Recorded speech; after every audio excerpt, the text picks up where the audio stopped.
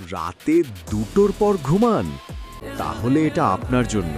আপনি ভাবছেন একটু দেরি করে ঘুমালেই বা কি হবে, কিন্তু আপনার শরীর সেটা এভাবে নেয় না। রাতে দেরি করে ঘুমালে ব্রেন ঠিকমতো রিসেট হতে পারে না। সকালবেলা উঠেও মাথা ভার লাগে, হরমোনের ব্যালেন্স নষ্ট হয়, ফলে অযথা ক্ষুধা বাড়ে, ওজন বাড়তে শুরু করে।